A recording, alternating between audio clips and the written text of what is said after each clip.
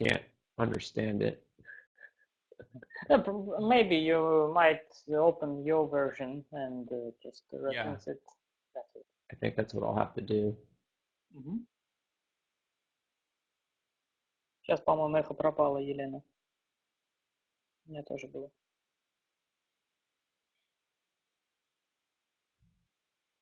Okay, I think I'm ready. Will there be an introduction, or shall I just begin? Oh, whatever you want. Maybe just give some introduction. Sure, that can be very short.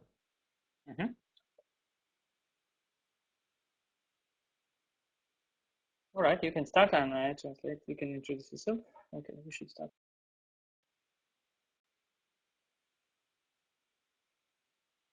I'm sorry, Gani, were you going to introduce me or should I just begin? You can just begin. Sorry. I can introduce you, no problem in Russian. Итак, уважаемые друзья, мы готовы. Надеюсь, все уже хорошо. Вашему вниманию сейчас будет презентация Мэта Фицджеральда, который является беговым экспертом, триатлетом, а также писателем, который выпустил очень много книг о беге. Я уверен, что вы многие из вас слышали это имя. В российском издательстве пока что вышла только одна книга Мэта, которая называется «Соревновательный вес». Я уверен, многие ее тоже читали, многие о ней слышали. Также у Мэта имеется очень много других познавательных книг о беге, которые раскрывают именно вопросы техники бега, а также вопросы питания. Это такие, как недавняя книга Мэта «Бег 80/20. Как бегать быстро», а также другая книга Мэта «Новые правила питания о марафоне и полумарафоне», а также другая книга Мэта «Культ диет». И совершенно недавно Мэт Фицджеральд выпустил другую книгу, которая называется на английском языке «How bad you want it», то есть насколько сильно вы этого хотите, в которой он исследует различные методики питания и тренировки ведущих атлетов. Вот как раз Мэт их показал, в которых он исследует методики тренировок и питания ведущих элитных атлетов по всему нашему земному шару. Вот совершенно недавно Мэт ездил в Кению и набирал материал непосредственно от самих кенийских бегунов. Сегодня Мэт вам расскажет о том, как грамотно составить тренировочный план, как самому тренироваться практически на любую дистанцию и из чего этот план будет состоять. Это 10 простых шагов. Итак, давайте начнем. Okay, Matt, you can start. Okay. Thank you very much. Good evening, everyone. Thank you for attending this evening's presentation. Thank you, Elena, for organizing it, and thank you, Gani, for translating.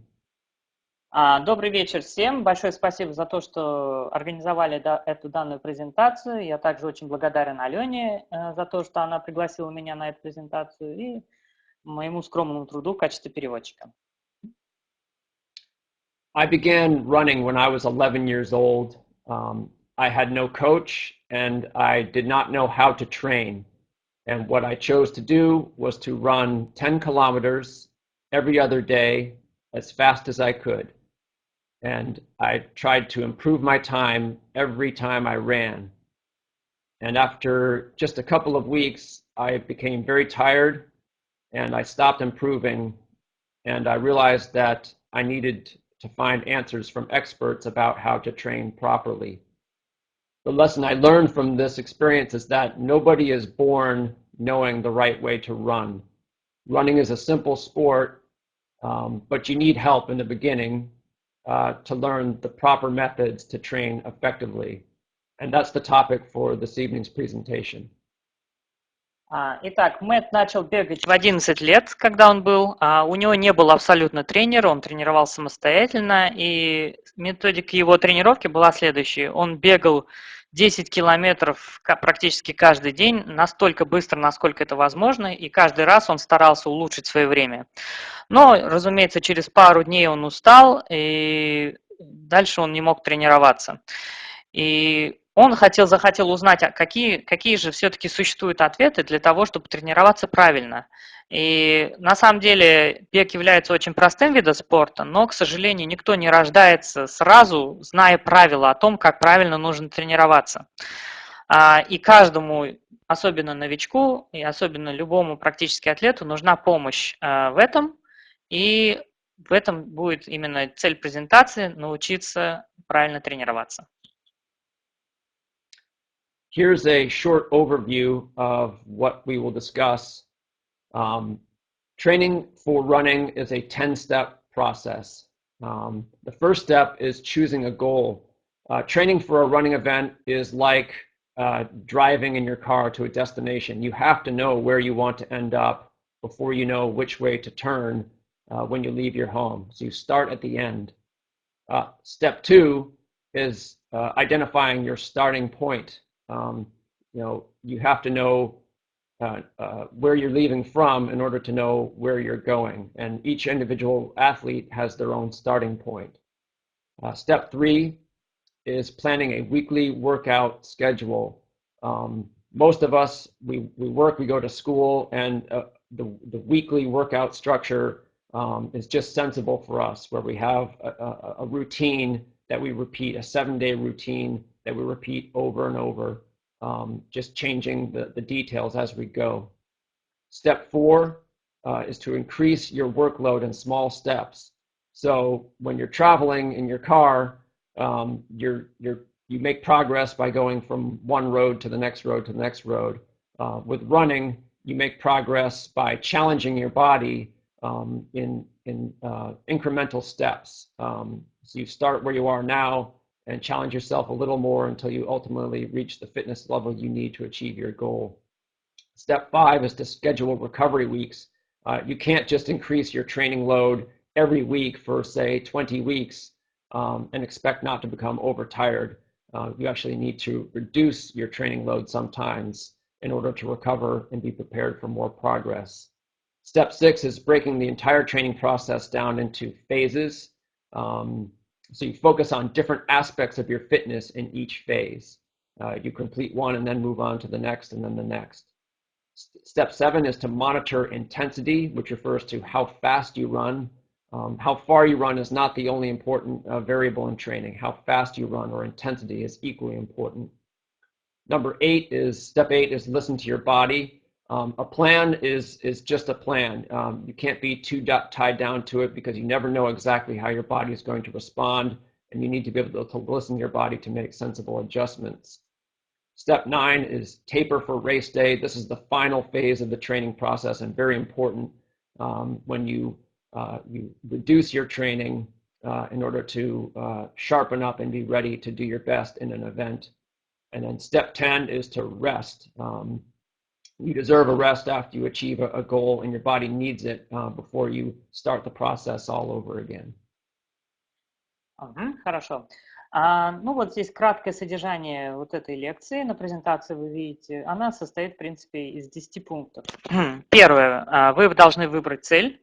То есть, здесь такая проводится аналогия с машиной. Мэтт говорит, для того, чтобы путешествовать, вы на машине, вы должны знать, куда вы хотите ехать. Второе, определите свою стартовую точку. То есть, вначале вы всегда должны знать, чем вы закончите свою цель. То есть, путь всегда начинается с конца. То есть, вы должны научиться, откуда вы должны уезжать, и такой путь проходит практически каждый спортсмен-атлет. Шаг номер 3. Распланируйте свою тренировочную неделю. То есть недельное расписание тренировок. То есть, мы все, в принципе, учились в школе, у каждого из нас были уроки, и вот такое недельное расписание для нас более привычно. И вот эта привычка, она повторяется с каждым разом все больше и больше времени, и только просто меняются различные методы тренировок. А пункт номер 4. Увеличите свой рабочий объем небольшими частями. Да? То есть, когда вы путешествуете, та же самая аналогия, когда вы путешествуете на машине, то есть вы сразу же не можете проехать одну дистанцию. То есть вы постепенно путешествуете с одной дороги на другую. И точно такой же подход работает и в беге. Каждым разом вы бросаете вызов своему телу, каждый раз вы заставляете его делать немножко больше, маленькими шагами, и таким образом, в конце концов, вы достигаете своего максимального уровня фитнеса. 5. Шаг – это запланируйте восстановительные недели. То есть практически вы не можете тренироваться 20 недель подряд без отдыха. То есть иногда вам нужно уменьшать свою рабочую нагрузку для хорошего восстановления. Шестой пункт – это тренируйтесь фазами. То есть для каждого тренировочного процесса, для каждого тренировочного объема существуют определенные фазы. То есть о них мы поговорим чуть позже. Седьмое – отслеживайте интенсивность. То есть важно не только, как далеко вы бегаете, но также важно, насколько быстро вы бежите. Пункт 8. Слушайте свое тело. То есть план есть план, но иногда не всегда он выполняется, и вы всегда должны быть начеку, чтобы, соответственно, отвечать на запросы своего тела. И 9. Сужайтесь, подводитесь для дня соревнований. То есть в английском языке есть такой термин, как тейпер. В русскоязычной литературе спортивной он переводится либо как сужение, либо как подводка. Это означает то, что непосредственно перед днем, за некоторое время до проведения соревнования вы уменьшаете свой тренировочный объем, таким образом позволяя телу отдыхать и подготовиться более лучше для забега. И пункт номер 10 – это отдыхайте. То есть для того, чтобы достигать своих целей, для того, чтобы улучшить уровень своего здоровья, вы обязаны отдыхать.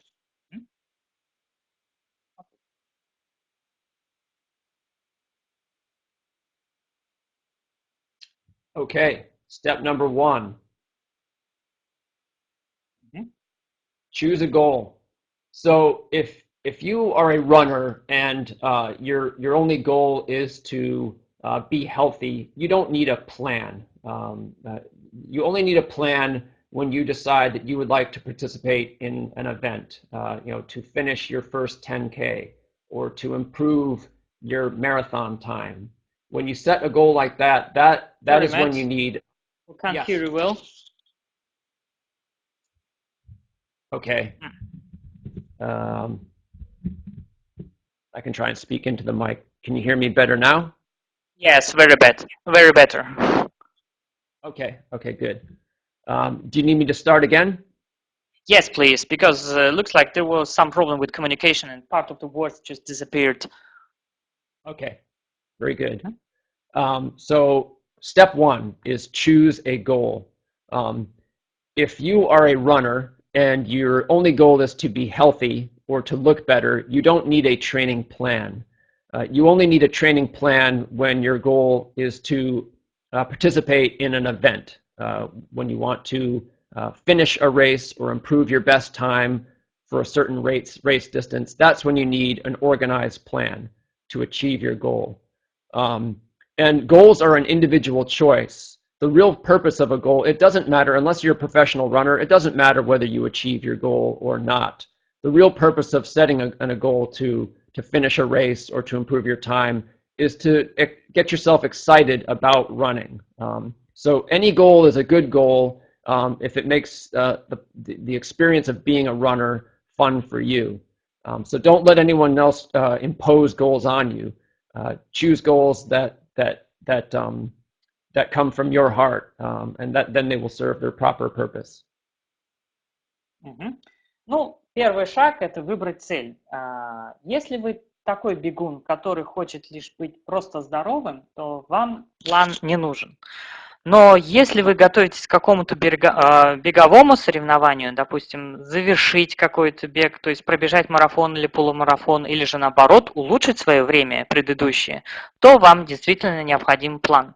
Ну и цели зависят от вашего индивидуального подхода к тренировкам. Но самая настоящая цель, несмотря на то, что каждый из нас, допустим, ставит такую цель, как закончить забег, либо улучшить свое время, на самом деле целью является получать удовольствие от бега. То есть именно так, чтобы это воодушевляло и вдохновляло вас. И здесь Мэт предупреждает вас, что вы не должны позволять никому, чтобы чьи-то чужие цели заражали вас. То есть эта цель должна быть именно только ваша, чтобы вы от нее получали только удовольствие. Okay.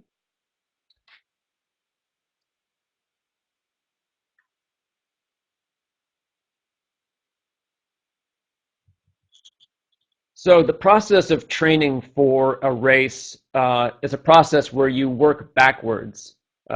First step, as we've seen, you choose your goal.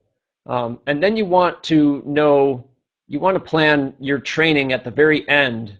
And your training at the end of the process should be the workouts, the training that you should be able to do in order to achieve your goal. Usually that peak training, your hardest training, will happen maybe 2 or 3 weeks before your event.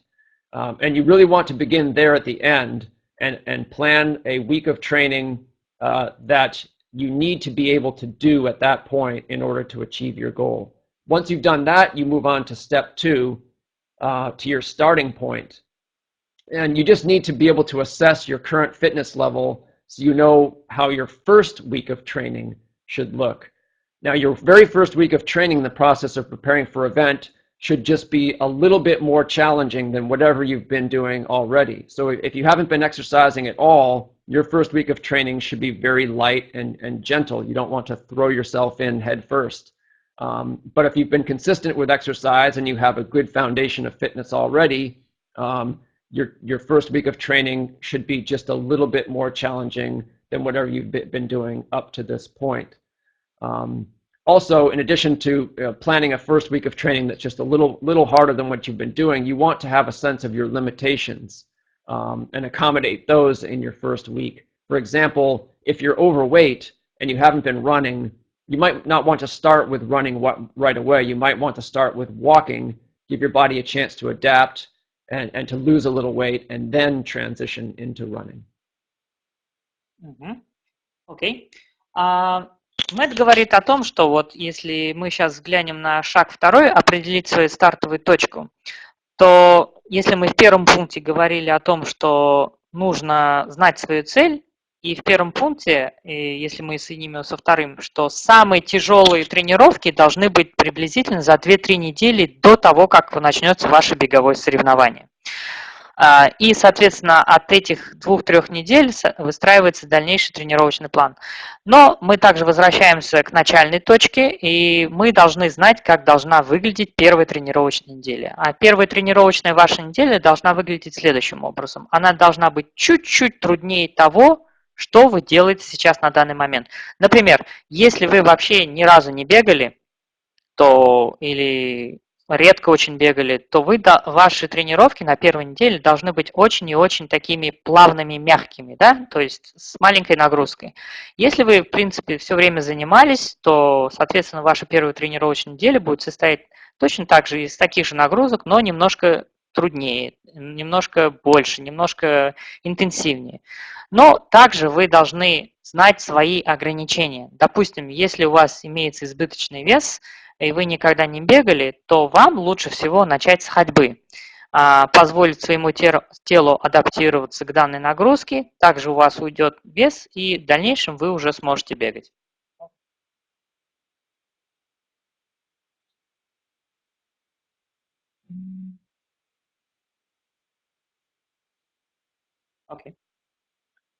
Okay, step 3. I believe this is the most important slide in this presentation. I think it's the one that may be most helpful to you.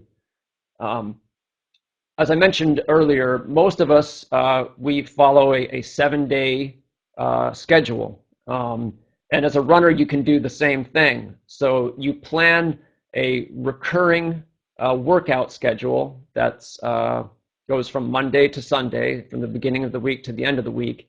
And you generally do the same types of workouts on the same days every week. But you change the workouts a bit from week to week in order to make progress. And you don't have to reinvent the wheel here.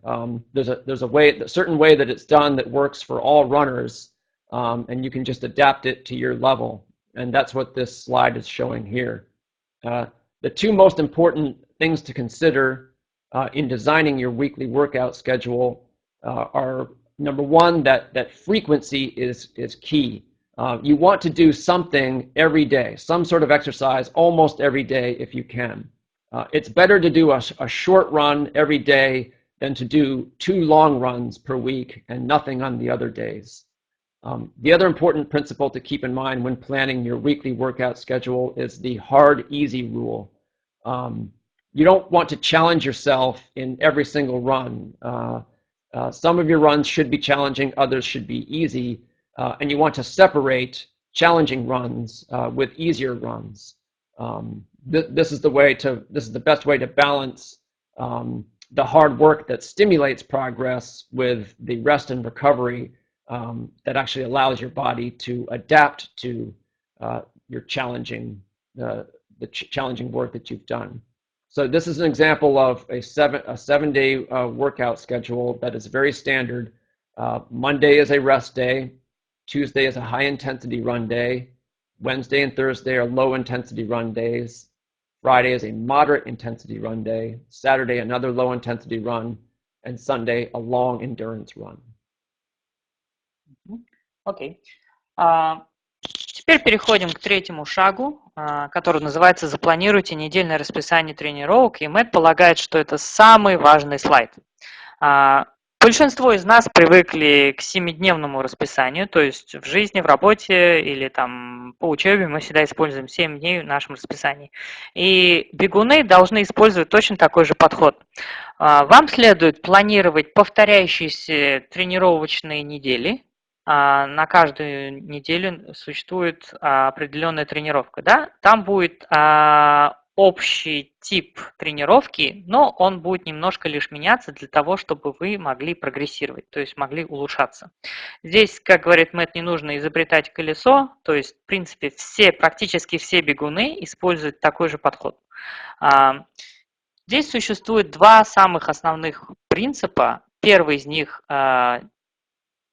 ключ успеха лежит именно в частоте бега. То есть Мэтт говорит, что лучше бегать понемножку каждый день, чем выполнять, допустим, 2 длинные тренировки 2 раза в неделю, а остальное время ничего не делать.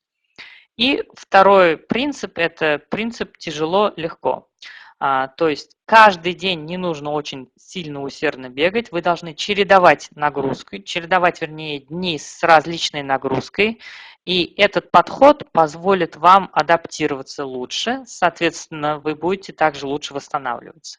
Перед вами также приведен вот здесь пример тренировочной недели. Вы видите, что в понедельник нужно отдыхать. Во вторник бег должен быть на высокой интенсивности, в среду бег должен быть на низкой интенсивности, в четверг также бег на низкой интенсивности, в пятницу бег должен быть на средней интенсивности, в субботу обратно на низкой интенсивности, и в воскресенье так называемый длинный бег, бег на выносливость, endurance run, так его называют. Окей, Мэтт.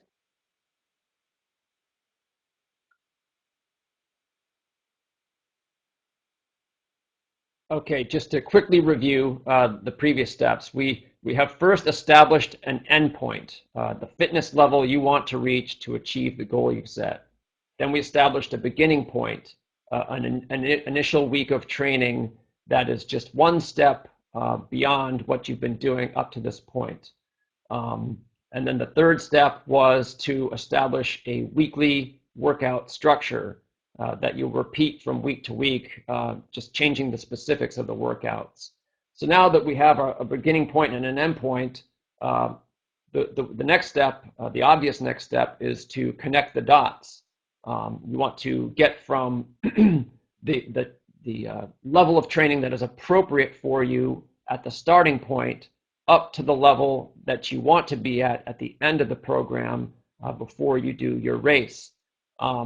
So you do that by increasing your training workload in small steps.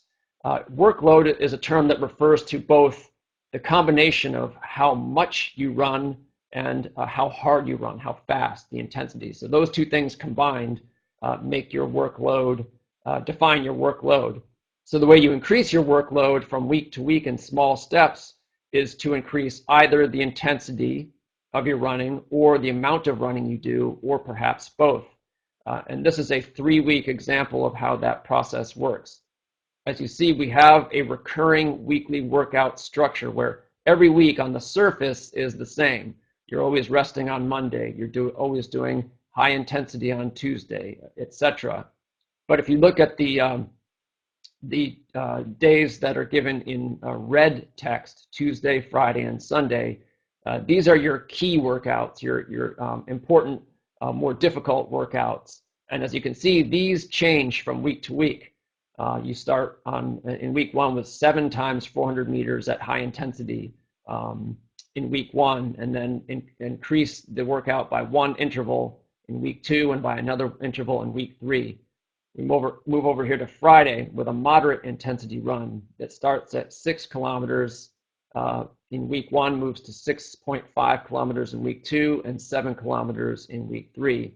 And then we move to Sunday. We see that our long endurance run, it's a slow run, but it's longer, so it's challenging in a different way.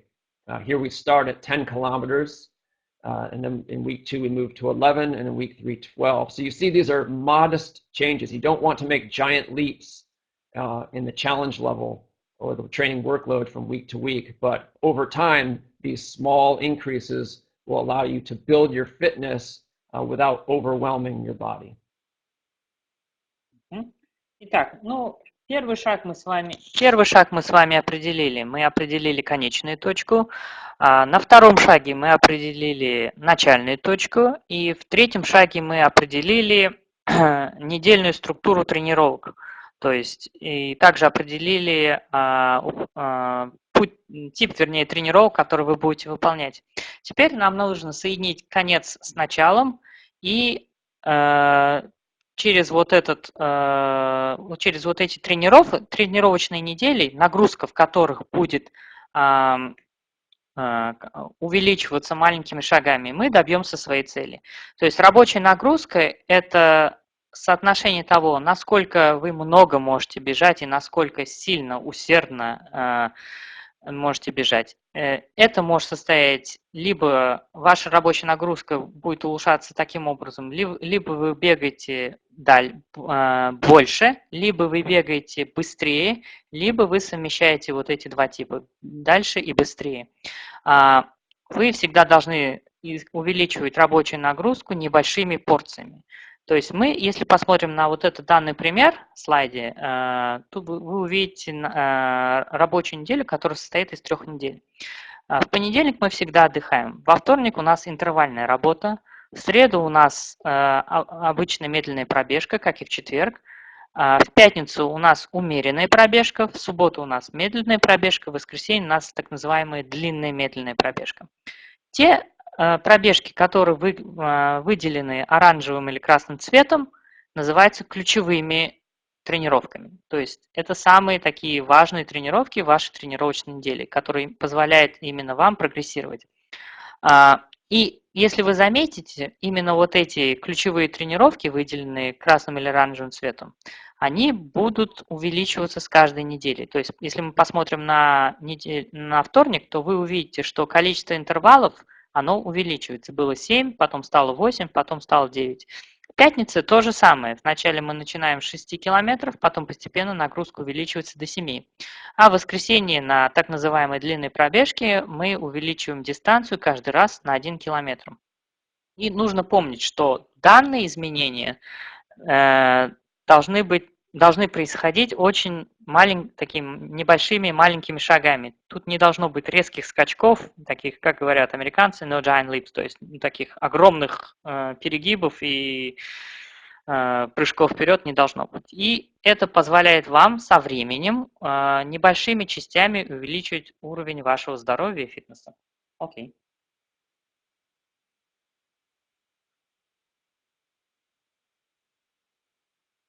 Okay, step 5.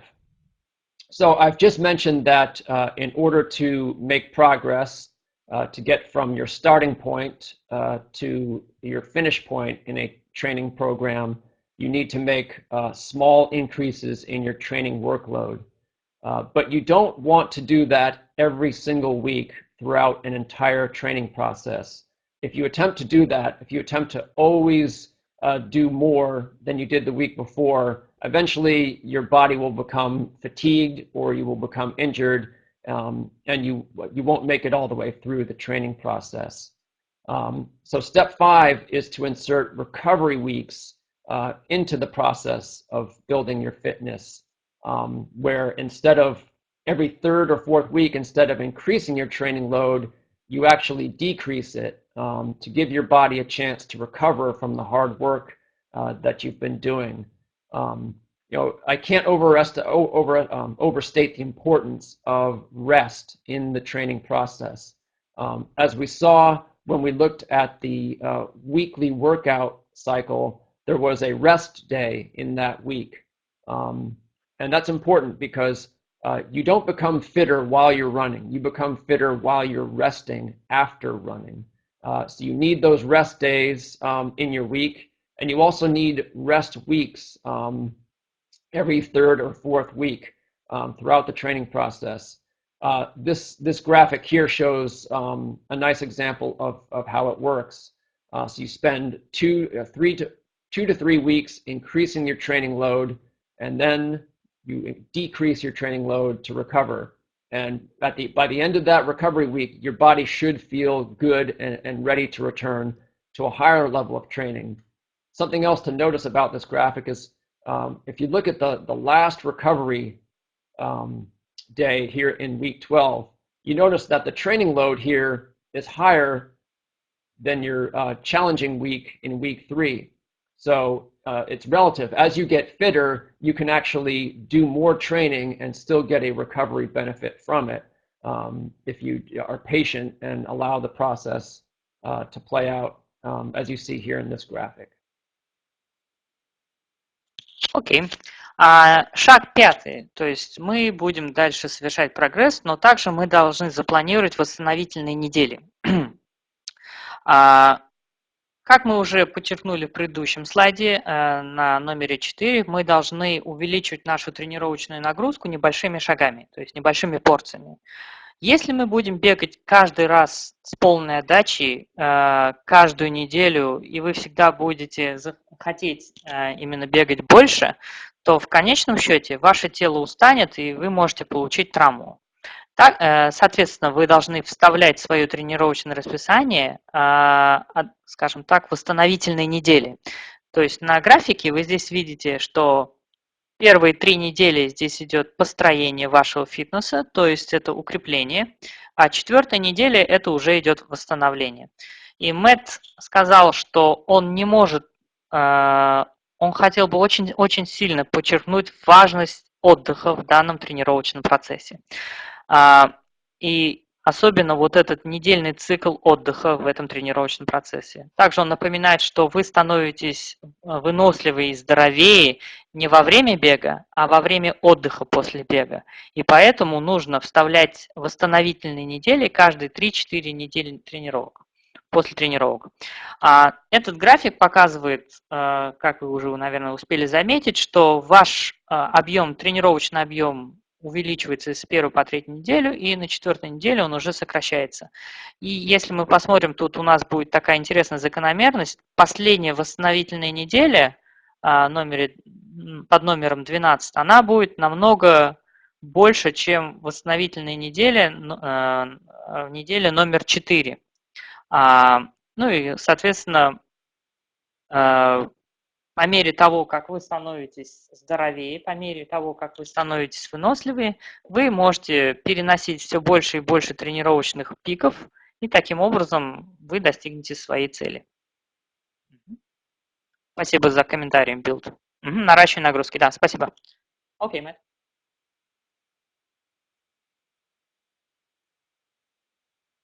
Okay, step 6 is train in phases.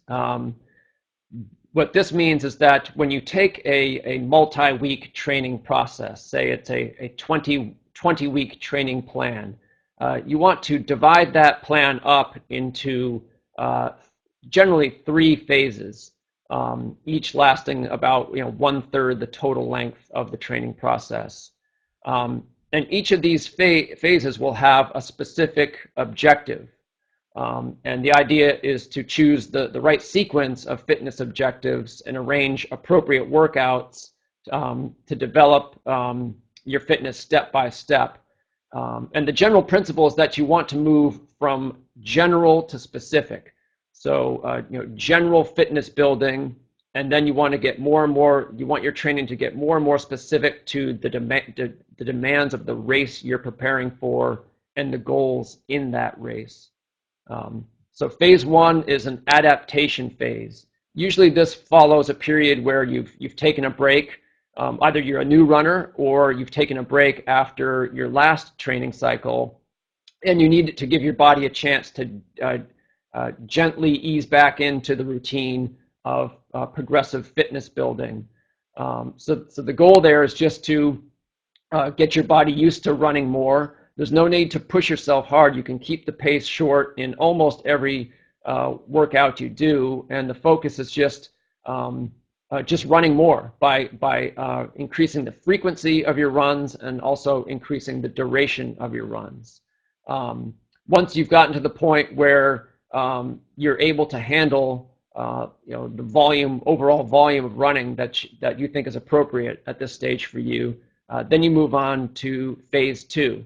And in phase 2, you want to build on the fitness foundation that you built in phase 1 with more challenging workouts. So phase 2 sort of builds a bridge between your foundation and then the highly specific conditioning that comes in phase 3. And you do this by focusing on your most challenging workouts, the workouts that appeared in red text in the previous slides. So this could take the form of, for example, high intensity hill repetitions, where you're running hard uphill and jog easily back down, and then run hard back up the hill again. Also tempo runs, where you do an easy warm up and then several kilometers, a few kilometers at a moderate pace, so faster than you would normally run on an easy day, but not at a race intensity. Those types of workouts will build on the foundation. They're hard, but you're not treating them as races, but you're definitely pushing your body more than you were in your phase 1 workouts, when everything was gentle and the focus was just on running more. Then finally, you move on to the final phase of training, which is specific conditioning. And I should say that the first 2 phases should look very similar regardless of what kind of race you're preparing for, whether it's a short race like a 5-kilometer race or a long race like a marathon. The general training you want to do to build a foundation is pretty much the same. But in this third phase is when you want to make your training very specific to the event that you're preparing for. And you do that by performing very challenging workouts at or near the intensity of the race you're doing. So again, if it's a 5-kilometer race, you might go to the track and do a set of high intensity intervals close to your anticipated 5-kilometer race pace. Whereas if you're training for a marathon, your highly specific and most challenging workouts in this phase would be long runs done at a somewhat aggressive pace. So those runs are long, but they're not just about covering the distance. They're about pushing the pace a little bit while covering a long distance. So those are the 3 general phases of training for races of all distances. Хорошо. Следующий шаг номер 6 – это тренируйтесь фазами. Каждая неделя, данный принцип применяется тогда, когда у вас существует такая мультинеделя. Допустим, обычная тренировочная неделя приблизительно составляет 20 недель. То есть эти 20 недель делятся на 3 фазы. То есть каждая фаза составляет приблизительно 1/3 от этих 20 недель. У каждой своей фазы существует своя цель и своя последовательность беговых упражнений для того, чтобы добиться данной цели. И вы видите, что существует всего 3 фазы. Фаза 1 – это адаптация, фаза 2 – это общая физическая форма, и фаза 3 – специфическая физическая форма. Соответственно, первые 2 фазы, они являются общими. Третья фаза учитывает ваши кондиции, которые будут на вашем беговом забеге. Будь это 5-километровый забег, будь это, допустим, марафон. Давайте рассмотрим каждую фазу по отдельности. Фаза номер 1 – это адаптация. И она предназначена для любого бегуна, в принципе, если вы являетесь новичком, либо вы отдыхаете после бегового сезона, неважно, данная цель фазы состоит в том, чтобы ваше тело постепенно и мягко привыкало к бегу. То есть вы как бы возвращаетесь обратно к беговой жизни. Оно используется для того, чтобы просто бегать, не гоняться за темпом и сосредоточиться на том, чтобы просто больше бегать. Посредством того, увеличивает ли это дистанцию, либо увеличивает частоту беговых тренировок в неделю. То есть, соответственно, вы просто больше бегаете. Фаза 2 – это общая физическая форма. Здесь вы продолжаете выстраивать свой фитнес, то есть продолжаете улучшать свое физическое состояние посредством таких упражнений, которые чуть-чуть заставляют вас делать больше. Они как раз были выделены вот красным цветом на предыдущем слайде. Вам может показаться, что фаза 1 и 2, они похожи, в действительности это так. Третья фаза является лишь такой специфичной. Но вот возвратимся ко второй фазе. Вы здесь можете делать различные упражнения, такие как высокоинтервальные тренировки в горку. То есть вы делаете короткие интервалы, забегая на горку, и постепенно легко возвращаетесь назад, либо вы делаете темповые пробежки, то есть вы делаете разминку несколько километров и потом пробегаете темповую тренировку. И фаза 3, она, как вы уже видите, называется специфическая физическая форма. Но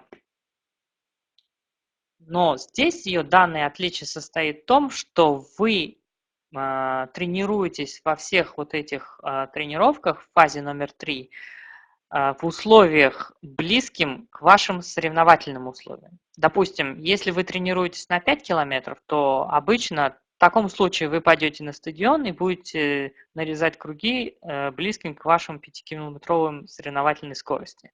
Если вы, допустим, тренируетесь к марафону, то большинство ваших ключевых тренировок будет состоять в том, чтобы сосредоточиться на длинных пробежках около соревновательной скорости. То есть вы с каждым разом будете все больше и больше тренироваться. Таким образом, вы в течение фазы номер 3 вы уже будете готовиться к специфическим соревновательным условиям. Окей, Мэтт.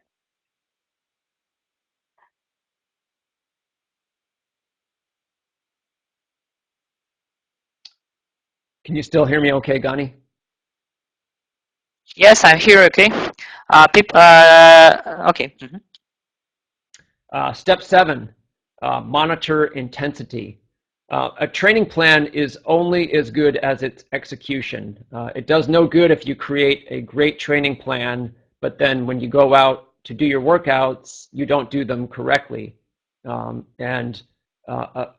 A big part of performing workouts correctly is running at the right intensity. So I've made several references in this presentation to low, moderate, and high intensity. And so when you plan to do a low intensity run, it's important that you actually do that run at low intensity, and so forth with moderate and high intensity as well. So this requires that you have some way of monitoring or observing your intensity while you run. There are 3 basic methods for monitoring the intensity of running. Each of them has advantages and disadvantages. One is to wear a heart rate monitor and to watch your heart rate as you run. And I find that heart rate monitoring is an excellent way to hold yourself back from running too fast. So it's the most common mistake that runners make is running too hard in workouts that are supposed to be done at low intensity. And having a heart rate monitor can help you avoid making that mistake. Another second way of monitoring your intensity is by pace. So, monitoring how fast you cover units of distance, minutes and seconds per kilometer, that sort of thing.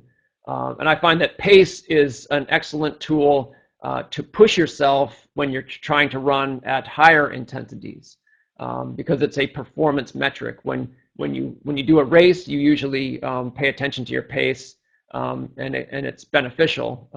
And in the same way, in your more challenging workouts, to pay attention to pace can help you get the most out of those workouts and ensure that you are running hard enough. And then the third method of monitoring intensity is perceived effort. Perceived effort is simply how hard subjectively your running effort feels at a given time. And perceived effort is important because there's no off switch for that. It's not a device. It's part of the way your brain and your muscles are connected. It's important to pay attention to perceived effort when you train, because ultimately when you run a race, it's perceived effort that decides how fast you go to the finish line. In a race, your heart rate monitor, your GPS device can't make you run faster. They can't tell you when you're running too fast. Ultimately, it's really how you feel. Matt, sorry, we can't hear you. Okay. When did you lose me?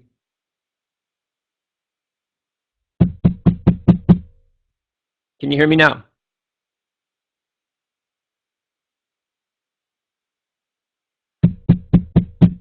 Народ, все хорошо слышит? Алло. Can you hear me? No?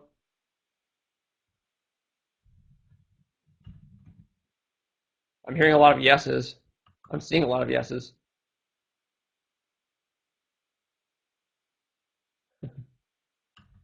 Apparently the audience hears me, Gani. But unfortunately the translator does not. Алло.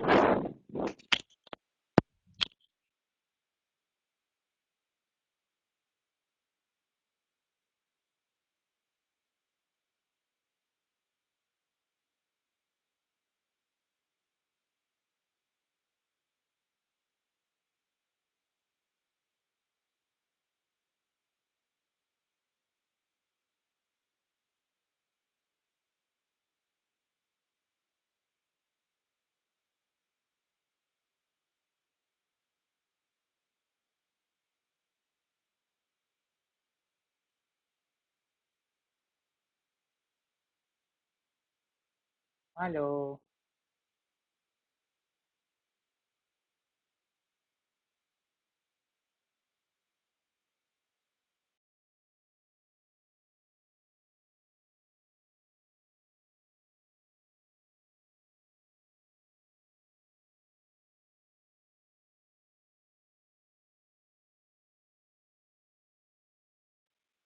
Алло.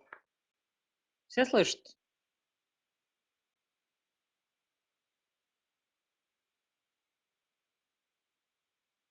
Okay. Matt, can you hear me? I can't hear you. Sorry. I can't hear you. I can see you, but can't hear you.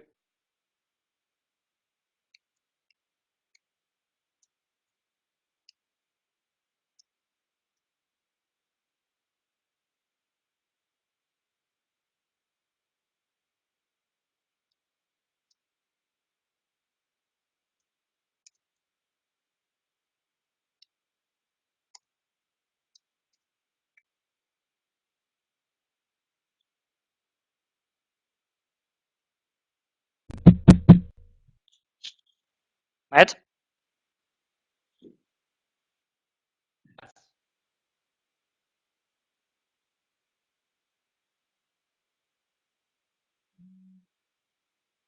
You're gonna try to refresh the page. Народ, вы меня слышите? Окей, хорошо, значит, проблема там, походу, на его стороне. Извиняюсь за такое, скажем так, извиняемся за такое недоразумение сейчас. Я надеюсь, Мэтт там все повторит, потому что, мне кажется, связь отвалилась на том моменте, когда он начал объяснять про уровень воспринимаемого усилия. Hello, Matt. Now it's clear. Okay. Yeah. Sorry, Matt. I've lost you when you starting to explain perceived effort concept. So, if you could just start from that, should be fine. Yeah. Got to get the.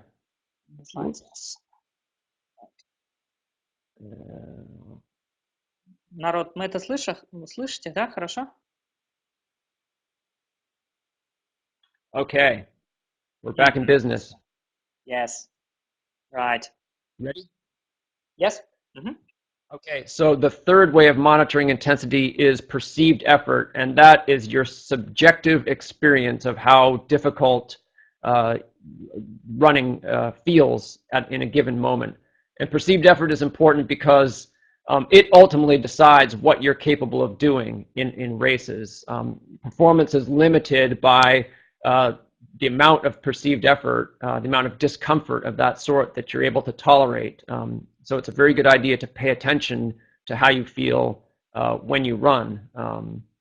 And so all three of these methods of monitoring intensity have benefits.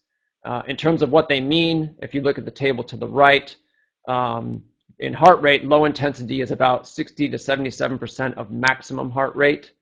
Moderate intensity, 78 to 90% of maximum heart rate. And high intensity, 91 to 100% of maximum heart rate. In terms of pace, it differs somewhat depending on your fitness level as a runner. But for many runners, in terms of pace, low intensity is slower than a marathon race pace. Moderate intensity would fall between a 10K and a marathon race pace.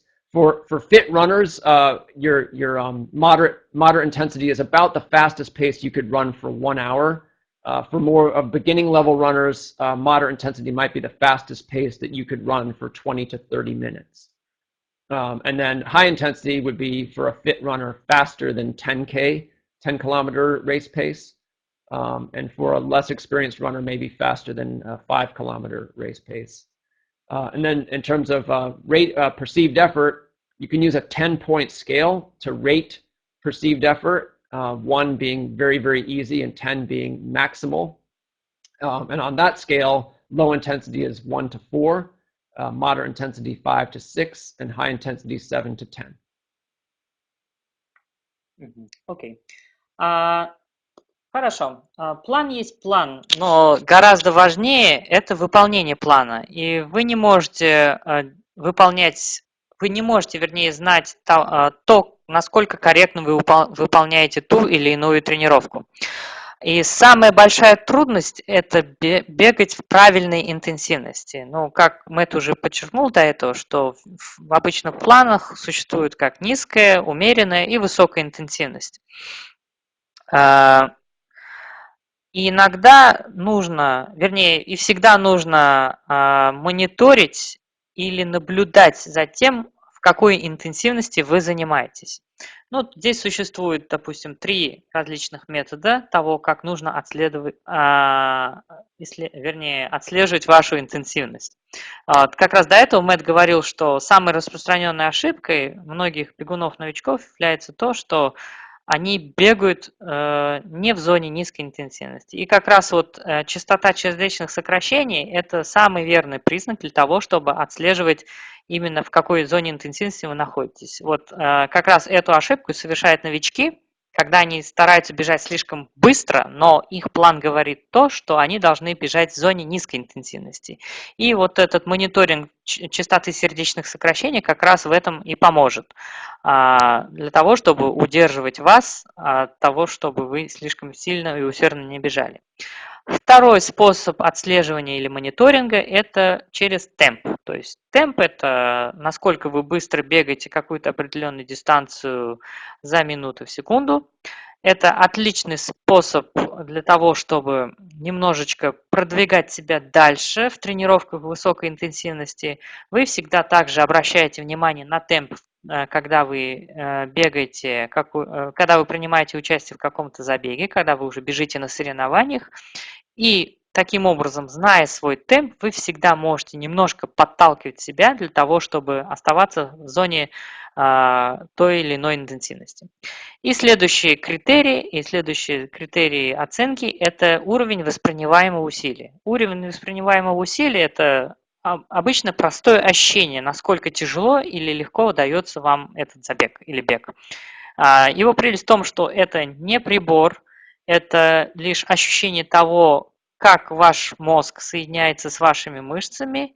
И что важно, это оно дает вам ощущение именно насколько хорошо и долго вы можете бежать, не ограничивая себя дискомфортом от бега. Если вы сейчас посмотрите на таблицу, которая здесь приведена, то вы увидите, как вот разбиты вот эти зоны низкой, умеренной, высокой интенсивности. Допустим, ЧСС низкой интенсивности считается от 60 до 77% от максимальной частоты сердечных сокращений. Для умеренной зоны она будет составлять 78-90%, для высокой она будет составлять 91-100%. Темп. К сожалению, здесь вот символы немножко не пропечатались, но ничего страшного. Для зоны низкой интенсивности это будет темп ниже марафонского темпа. Для зоны умеренной интенсивности это будет ниже темпа на 10 километров, но выше марафонского темпа. И в зоне высокой интенсивности это будет выше 10 километров, это будет выше вашего темпа на 10 километров. И вы видите уровень воспринимаемого усилия, он делится по такой шкале от 1 до 10, то есть 1 это очень и очень легко, 10 это очень и очень тяжело. Напомню, что эта шкала очень субъективна, она зависит только от вас. И вы видите, что в зоне низкой интенсивности она составляет от 1 до 4, в умеренной от 5 до 6, а в высокой от 7 до 10. Также Мэтт говорит, что для, допустим, очень таких здоровых, очень бегунов в форме, умеренный темп может означать следующее, то есть это самый их быстрый темп в течение 1 часа. Для бегунов-новичков это тоже точно такой же темп, самый быстрый темп, только на протяжении 20-30 минут. Окей, Мэтт.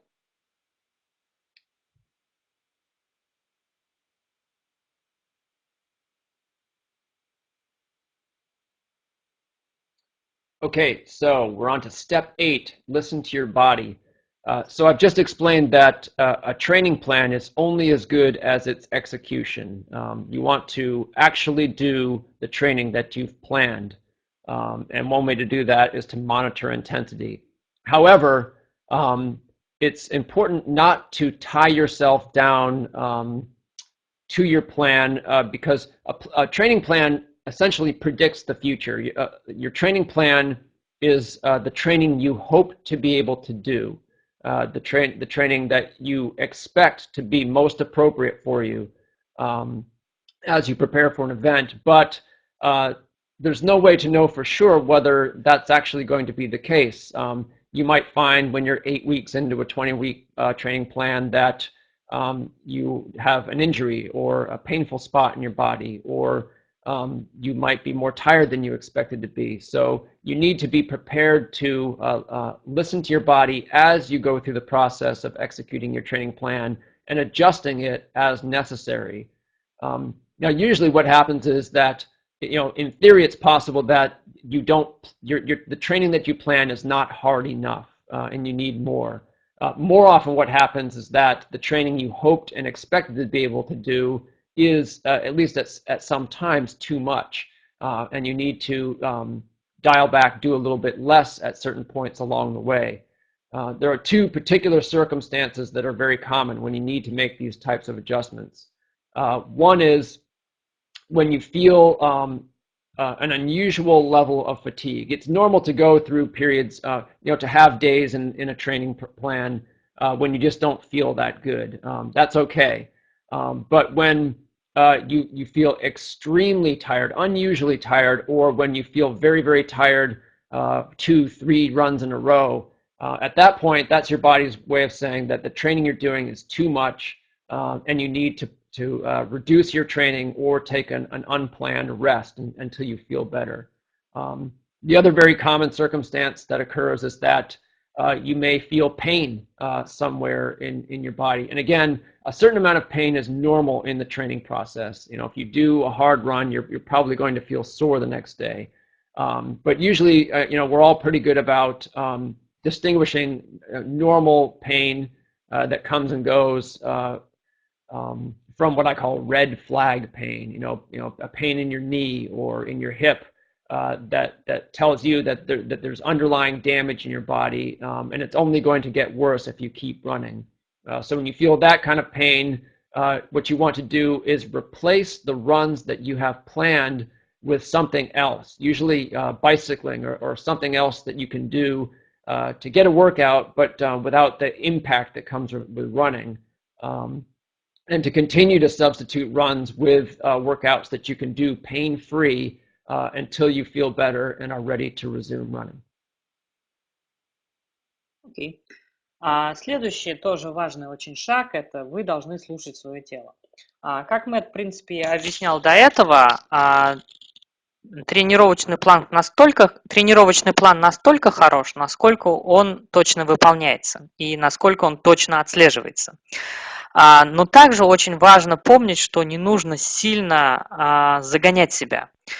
Обычно часто бывает, что тренировочный план – это некое пожелание, некая цель, в которой мы надеемся приложить самые максимальные усилия и получить результат. Но, к сожалению, не существует способа предсказать будущее, и, допустим, на 8-й неделе ваших тренировок вы можете получить какую-то либо травму, либо вы устанете очень-очень-очень сильно. И в таком случае вы должны быть готовы слушать свое тело и соответствующим образом отрегулировать или поменять свой план. Иногда, очень редко бывает, что бегун хочет бежать намного больше запланированного. Часто бывает наоборот, что иногда бегун чувствует, что он выполняет слишком много тренировок, чем запланировано, да? И, соответственно, отсюда вытекает два обстоятельства. То есть первое, когда вы чувствуете какую-то необычную усталость, но это нормально чувствовать некоторую усталость в мышцах, но иногда вы можете почувствовать такую необычную усталость, когда на протяжении 2-3 дней вы чувствуете себя совершенно вымотанными, то это верный признак того, что тело говорит вам, что данная нагрузка слишком высока. Соответственно, вы должны либо уменьшить количество нагрузки, либо отдохнуть.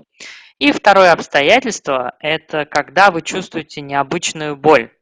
То есть определенный уровень боли является абсолютно нормальным, особенно после того, как вы выполнили тяжелую тренировку. Допустим, но ненормальная боль – это когда у вас слишком сильно, допустим, болят колени, или вы чувствуете эту боль, она ухудшается и становится еще хуже. В таком случае вы должны заменить свои запланированные пробежки на упражнения с низкой нагрузкой на ноги, то есть такой как велосипед, да, до тех пор, пока вы не способны будете продолжать бегать дальше. Окей, Мэтт.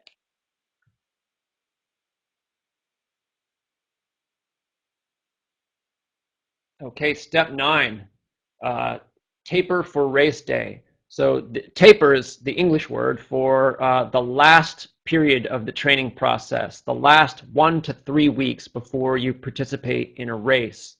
What you do in the taper period is quite sensibly reduce the amount of running you do progressively. You want to usually precede the training process with your very most challenging week of training, your very most specific week of training. And then you start your taper and you step by step reduce your training load until the day before your race you do very little at all. But in addition to reducing the amount of training you do, you also want to continue to do some high intensity training during the taper period, because the purpose of the taper is twofold. One, you want to rest and recover and regenerate, re-energize, and so your body's well rested for your race. But two, the taper period serves the purpose of priming your neuromuscular system for racing, for getting your body ready for a very hard effort. And your body won't be ready for a very hard effort in your race if you completely remove hard efforts from the last 1 to 3 weeks of training. So you don't want to do very, very hard high intensity runs in this period, but you do want to do some, because they essentially tell your brain to get ready to challenge yourself in the race. Some rules for tapering here. Rule number 1 is that the more you train, the earlier you should start your taper. If you're a beginning runner or a runner who is training for a short event and you don't do a lot of running, you may only need 1 week of tapering, of reduced training, to be ready for your best effort on race day. Professional runners, Olympic level runners, usually do 3 full weeks of tapering. These are athletes who are running 160 kilometers per week or more in their peak periods of training, so they need more time to cut their training down and rest and recover for a big race. Rule number 2 of tapering is to, I've already covered this, reduce your training volume progressively. So don't cut it from here to here all at once. You want to remove it stepwise from the highest level to a very low level on the day before your race. And again, rule number 3 is to continue doing some high intensity running during the taper period. Хорошо. И теперь шаг номер 3 – это так называемое сужение либо подводка. В русскоязычной литературе такие 2 термина существуют. Сужение, ну я так буду называть, сужение в данном случае это последний период вашего тренировочного цикла, обычно это составляет от 1 до 3 недель, и в этом периоде вы постепенно уменьшаете беговую нагрузку. Каждый день, то есть каждую беговую неделю вы будете снижать данную беговую нагрузку, но вы должны оставлять некоторое количество высокоинтервальных тренировок. Вот это сужение преследует 2 цели. Первое – это для того, чтобы ваше тело отдохнуло, набралось энергии накануне соревнований. И второе – для того, чтобы подготовить вашу нейромышечную систему для предстоящего соревнования. И вот тут такой интересный момент Мэт проясняет, что ваше тело не будет готово к предстоящему соревнованию, если вы уберете полностью это некоторое количество высокоинтервальных тренировок. И посредством выполнения вот таких тренировок ваш мозг говорит телу, что нужно приготовиться, что вот нас ожидает вот такое-то соревнование. И вот здесь существует 3 правила данного сужения.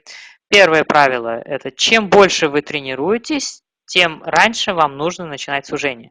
Для новичков или для любителей, в принципе, 1-2 недели будет достаточно, так как проатлеты, либо профессиональные спортсмены, им нужно около 3-4 недель, так как они пробегают приблизительно 160 километров в неделю.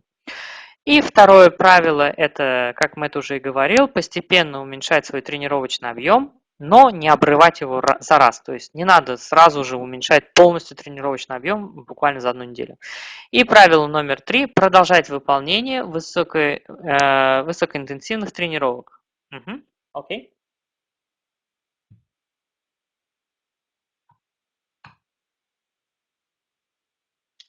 Okay, the 10th and final step in the training process is rest.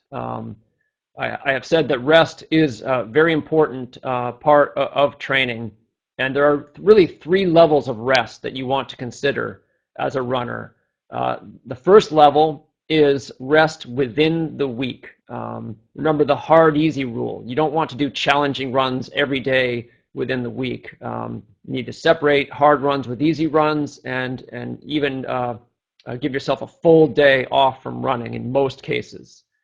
Very fit and experienced runners can take a rest day that's just a light running day, but most of us need a day of rest. The second level of rest is the recovery weeks I talked about. So every 3rd or 4th week in the training process, you need to cut back to give your body a chance to absorb the hard work you've done and get ready for more. And then the 3rd level of rest is the rest that follows an entire training process, ending in a race or a peak competition. It can be tempting after you do a race to want to jump right back into training and build on the gains in fitness that you made in the cycle that was just completed, but that's a bad idea. Your body really needs a chance for a deeper level of rest at that point. And I'm talking about 1 to 2 weeks of very light activity. And even the professional runners do this. They do not train hard all year round. After they do an important race, they will give themselves a week or 2 to do almost nothing. Yes, you will lose fitness during those 2 weeks. But what happens is when the week or 2 have ended and you get ready to start your next training plan, you start that next training plan, even though you've lost some fitness, at a higher level than you started the last one. And that's what matters. So that's what allows you to build on the hard work that you've done year after year after year. So on the right side of the slide here, I have just a suggested 52-week or annual cycle of training where you begin with perhaps 24 weeks devoted to building fitness for a peak race. You can do more than one race in one of these 24-week cycles, but it will end with your most important race. And then you take 2 weeks to rest and recover. It doesn't mean you can't get out of bed, but you should be doing a lot less exercise than you did within the training cycle. Then after those 2 weeks are up, you can start week 27 and continue through week 50, doing another 24-week training cycle where you build and build and build until you're at peak fitness and finish it with an important race. And then you finish the year with 2 more weeks of rest and recovery. Хорошо, шаг номер 10, как Мэтт уже до этого подчеркивал, является очень и очень важным. То есть существует существует 3 уровня отдыха. Первый уровень – это отдых в течение вашей тренировочной недели, то есть вы не тренируетесь слишком сильно усердно, таким образом вы просто отдыхаете. Это может быть либо легкая пробежка, либо сам отдых. Второй уровень отдыха – это восстановительные недели во время тренировочного цикла. То есть, допустим, как Мэтт уже до этого объяснял, каждые 2-3 недели вы вставляете 1 неделю легкую. И третий уровень, он следует после всего подготовительного тренировочного процесса. Мэтт говорит, что очень трудно, скажем так, поддаться искушению, и можно сразу же начать тренироваться после того, как вы завершили свой забег или приняли участие в соревнованиях. Мэтт говорит, что это очень плохая идея, и для этого он настаивает, что нужно отдохнуть 1-2 недели после данного тренировочного процесса и посвятить себя очень легким таким нагрузкам. Даже профессиональные атлеты, профессиональные спортсмены берут 1-2 недели отдыха, практически ничего не делают, только ходят, либо занимаются очень такими легкими нагрузками, и потом обратно они дальше приступают к своему следующему тренировочному плану. И вот здесь справа на слайде вы видите предположительный годовой цикл тренировок, то есть с 1 по 24 неделю у вас идет построение вашей физической формы до пиковой соревновательной формы, потом 2 недели вы отдыхаете, и следующие недели с 27 по 50 вы обратно повторяете тот же самый процесс, вы готовитесь к соревнованиям, и последние недели, 51-52, это обратно снова отдых и восстановление. Okay. Okay. So do we have time for some questions? Some people are asking questions by text, but however you want to handle this, Elena, Gani. Yeah. Should I translate it to you, or you can answer it right now? If people are going to write in questions, you can translate them for me, and then I will answer. Okay. I presume you already answered to some questions regarding the running application. Okay, Андрей, вы получили, да, ответ? Okay, Andrei is asking. Andrei Skobelkin is asking. Okay, what is your what is your attitude to strength training? What kind of strength training you doing now, and how often? Yes, I think strength training is important for runners, but it's important to do it in a way that is specific to running. You don't want to train like a bodybuilder. So I prefer a functional approach where you're doing exercises that specifically benefit your running to prevent running injuries and enhance running performance. I don't recommend doing extremely challenging strength workouts because that will take up too much energy and not leave enough left for the running itself, which is more important. So what I do and what I recommend for many runners is 3 full body strength workouts per week, and they're short. Each one takes 20-25 minutes. So 20 to 25 minutes, 3 times per week, exercises that are specific to the needs of runners. Ну, Мэтт считает, Андрей, ответ на ваш вопрос. Мэтт считает, что силовые тренировки очень важны для бегуна, но стоит различать их. Следует выполнять силовые тренировки, специфичные для бега. То есть вы не должны выполнять те тренировки, которые выполняют бодибилдеры. Нужно выполнять функциональный тренинг для того, чтобы предотвратить появление травм. Также он не рекомендует выполнять особо трудные тренировки. Обычно Мэтт занимается 3 раза в неделю силовыми тренировками по 20-25 минут. Это full body, то есть на все тело. Хорошо. Так.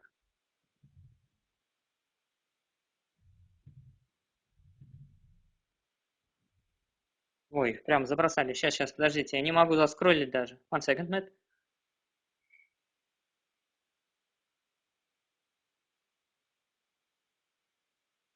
Техподдержка есть как-то возможность скроллинга, да? Не могу сделать.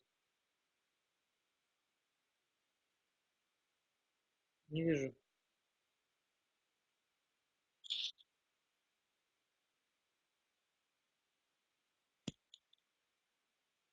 Окей, Мэтт. Перевести иначе. Вижу. Сори, не увидел.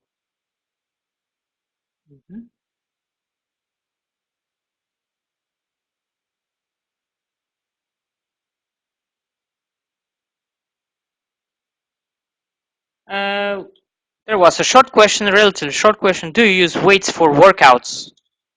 Для силовых тренировок Александр Колояру, я надеюсь, правильно вас произнес, потому что фамилия дальше скрыта там за скроллингом. Do you use weights for either, I presume it's strength training? Yes. So there are really 2 types of strength training. One type is corrective, or what I call body balancing.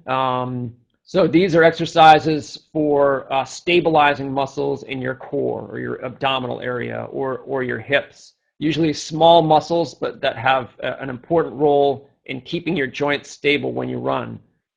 Most of those muscles are best strengthened through body weight exercises involving no weight. However, there is a place for exercises like barbell squats, and it's okay to do those with heavy weights because you're trying to build a type of fitness that you don't get from running. Running will not make you stronger, but it can be beneficial to strengthen the big muscles in your legs. And you do that by doing functional exercises with heavy weights and fewer repetitions. Вот такой ответ дает Мэтт. Он использует веса, утяжелители в силовом тренинге. Это для такого типа, для корректировки или для укрепления балансировки тела. Мэтт укрепляет мышцы кора, бедра, потому что так как там находятся такие маленькие суставы, которые прорабатываются лишь силовым тренингом. Также он использует такое упражнение, как barbell squats. Я вам сейчас перевод не могу пока найти, извините. И именно вот эти силовые упражнения, они в принципе прокачивают фактически все мышцы. Так, секунду.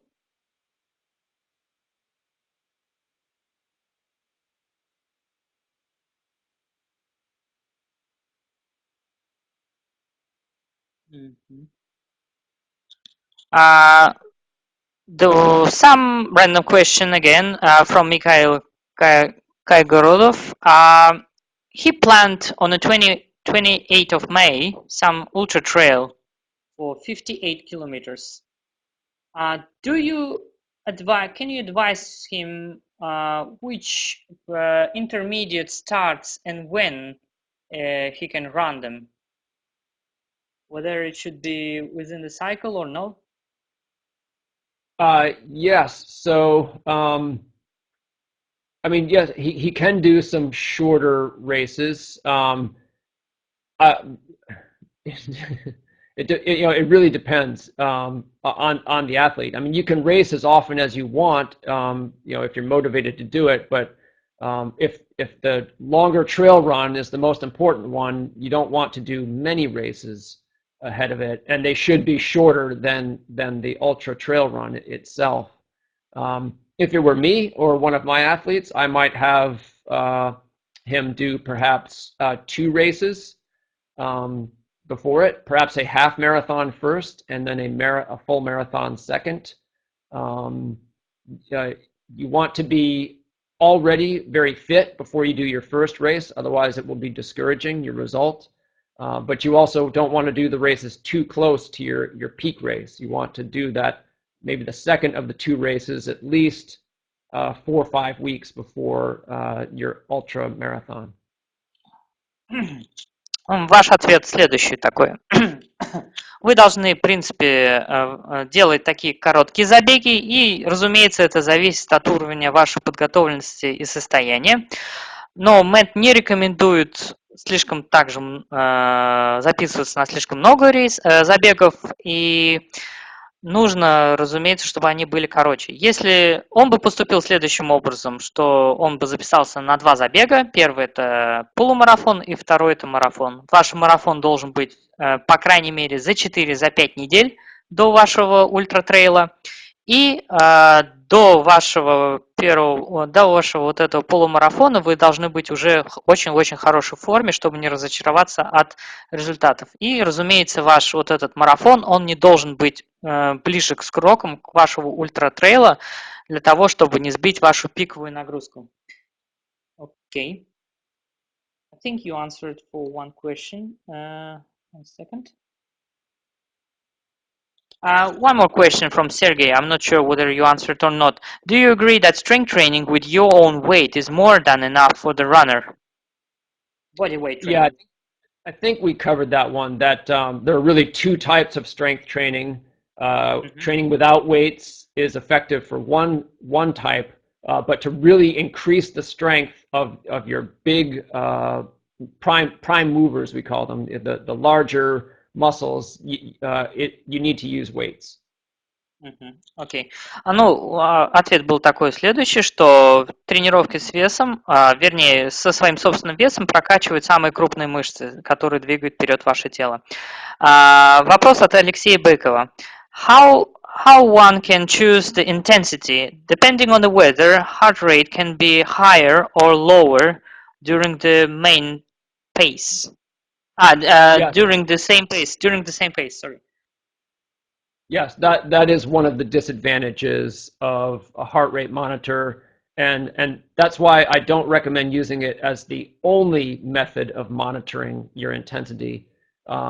Usually your heart rate will not change drastically at the same pace from one day to the next.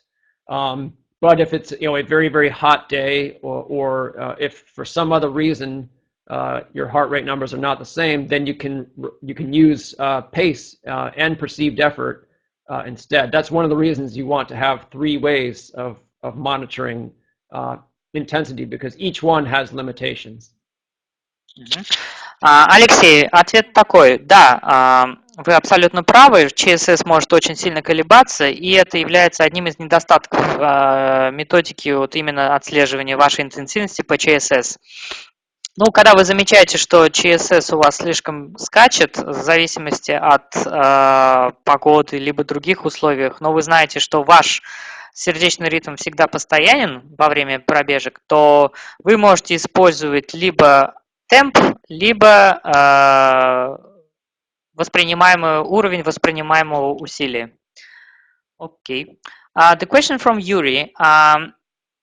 How much the training load should be reduced during restoring week, during the rest week? Yes, the rest. Yes. So a good rule of thumb is about 30%. So if you ran 50 kilometers last week and your next week is a recovery week, you might run 35 kilometers. Ну, примерное правило такое. Ваша тренировочная нагрузка должна снижаться на 30%. Допустим, в предыдущей неделе вы бегали 50 километров, соответственно, в эту восстановительную неделю вы можете пробежать 35 километров. В общем, окей. The question from Marina, question 1. Workouts 3 times per week. Is it applicable to prepare for marathon? Such workout as strength training, I presume it's strength training, fartlek and long endurance run. Марина, вы имеете в виду силовая это не беговая или что? Марина?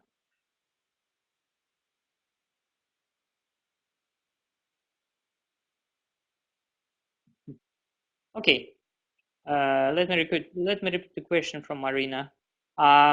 Is 3 workouts per week is enough to prepare for marathon or half marathon, including such as strength? I presume it's high intensity training, fartlek and long run. Is it okay to prepare for marathon? It's not ideal, but it can be done. It has been done. I do encourage runners to try to exercise every day or six days per week if they can. A common misconception that many runners have is that they can make up for running less by running faster, and that doesn't really work. No matter how much you run or how little you run, you should do most of your running at a comfortable pace. That's what I write about in 80-20 running, that no matter how much you run, about 80% of your running should be low intensity and the other 20% high intensity. Yeah. Right. Марина, ответ такой. Это, конечно, не идеально, но некоторые так тренируются. И Мэт поощряет и настаивает на том, чтобы атлеты или спортсмены, начинающие любители, бегали каждый день или, по крайней мере, 6 раз в неделю. И наиболее частая ошибка, которую люди вот совершают, они надеются, что могут сократить количество тренировок посредством того, что они будут бегать быстро. Но, как показала практика, такое часто не работает, и Мэтт говорит, что 80% всех ваших тренировок должны проходить в зоне низкой интенсивности, и только 20% должны проходить в зоне высокой и средней интенсивности. Хорошо, следующий вопрос. Okay.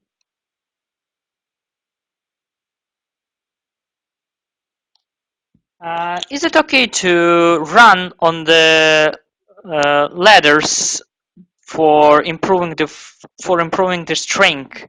Do you practice that? Stairs, running stairs, on ladders. Stairs, yeah. Stairs, ladders, yeah. Mm-hmm. Yes, running against gravity is a good way to build running specific strength.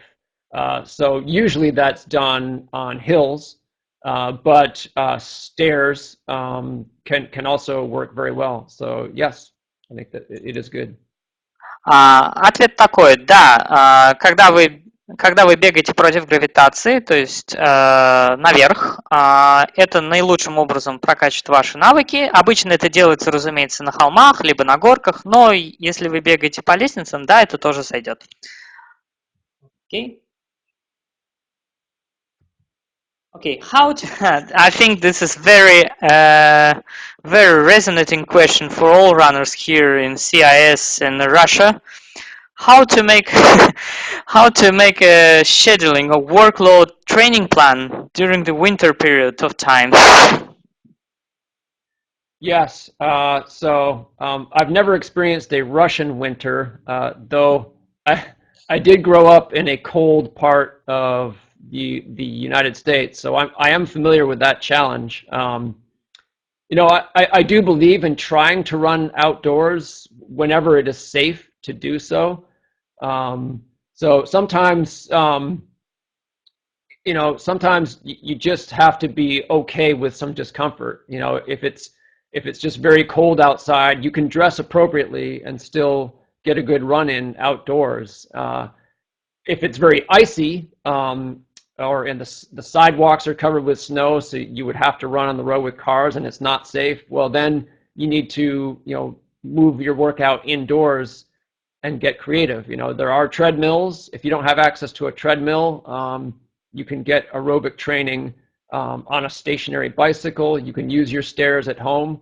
You know, we have an expression in English, where there's a will, there's a way. So if you really want to stay fit over the winter, you can do it. You know, sometimes you just have to get creative. Ну, к сожалению, Мэтт не знаком с нашими, скажем так, суровыми условиями, но он родился тоже, скажем так, в холодном крае США, и он приблизительно представляет себе, каково это нам, да? Но иногда он говорит, что это нормально испытывать такие трудности или неудобства, но нужно быть немного креативным. Это либо вы должны хорошо одеться, то есть правильно, вернее, одеться и бегать на улице, но если там слишком скользко или невыносимые морозы, то лучше вам, разумеется, переместиться внутрь, то есть бегать на беговой дорожке, либо выполнять такие другие аэробные упражнения, как велостанок, либо на велосипеде внутри. Ну, как говорится, существует такая вот поговорка английская, ее эквивалентом приблизительно будет звучать на русском: тот, кто ищет, тот всегда найдет. То есть, ну, если вы хотите построить свой уровень фитнеса, то есть вы найдете способ, как это сделать. Хорошо.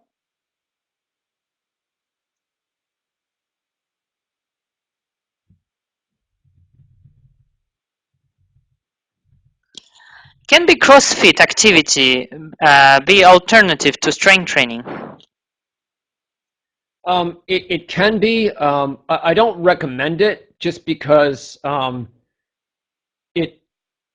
it's not specific enough to running. I believe in taking the best parts out of CrossFit, but CrossFit is for CrossFit. It's not for runners. So, you know, there's a reason that professional runners don't do CrossFit, because it's just not.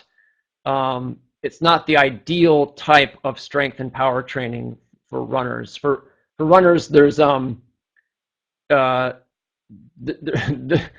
need to make your strength workouts as hard as a CrossFit workout is. You can still, you know, build strength, build power to support your running, but to do it in a slightly different format than CrossFit. So generally, you know, I'm in favor of strength and power training for runners, but not in that specific workout format. Хорошо, ваш ответ такой, что Мэтт обычно это не рекомендует, потому что кроссфит не предназначен для бегунов. Как сказал Мэтт, кроссфит это для кроссфитеров. Даже вот профессиональные атлеты, они не занимаются кроссфитом, потому что эти упражнения очень слишком сильно интенсивные, и они мало влияют на бег. Мэтт говорит, что лучше предпочесть другие упражнения, которые именно применимы для бегунов, и выполнять их. И бегуны таким образом заработают свою силу и выносливость, делая такие другие упражнения, которые намного ниже по интенсивности, нежели кроссфит. Окей. Так, ну, Елена, вам уже ответили. Так. Alexander is asking, which is the best time of the day for the training, and what is the latest possible hours before to go to sleep for the training? Yeah, you know, I really recommend that runners train whenever it's most convenient for them. You know, if you don't have a job and you can train whenever you want, then you can think about choosing the perfect time of day. But the difference is going to be very small between the benefits of an early morning run versus a late evening run. So you might as well just, you're going to get essentially the same benefit no matter when you do it. So you should do it at a time that fits in your schedule. I will say that runners tend to adapt best to whatever time of day they run at most often. And because most races occur early in the morning, it is good to do some of your training early in the morning so that your body is used to that, because it will help you perform better in a race that occurs in the early morning. When is the latest training should be done before to go to sleep? Before 3 hours to sleep, before to go to bed, or before 3 hours, before 4? Yes, I mean, if the purpose is to not have your workout interfere with your ability to go to sleep, 3 hours would be ideal. Yes, about 3. Окей. Ваш ответ будет таким, приблизительно так. Если вы должны сами выбирать для себя самое подходящее время, то есть такой пример Мэтт приводит. Если у человека нет работы или у него свободный график, то он может работать когда угодно. Но стоит учесть один момент, что большинство забегов, они устраиваются ранним утром, и он рекомендует некоторую часть тренировок ваших проводить тоже ранним утром, для того, чтобы тело привыкло. И идеальное время перед тем, как пойти спать, то есть ваши тренировки должны быть за 3 часа перед тем, как вы будете ложиться спать. Окей, Прохор, вам ответили? Не ответили? Сейчас, секунду.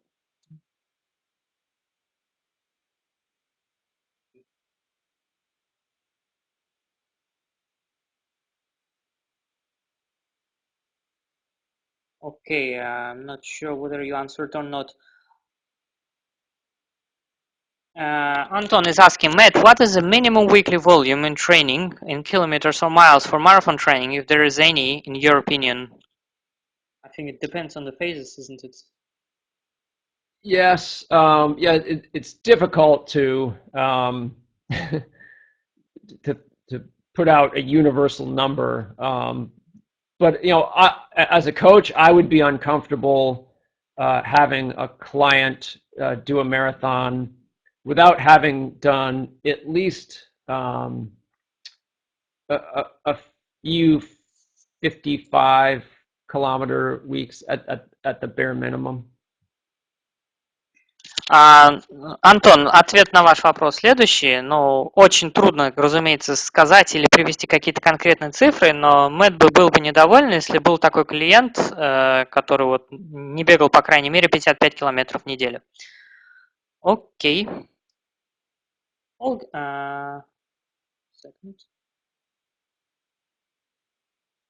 Okay. Olga is asking, can Bikram yoga, I'm not sure whether I'm pronounced right or not, when you're doing yoga in a very hot room, 40 degrees Celsius, can be this activity alternative to strength training?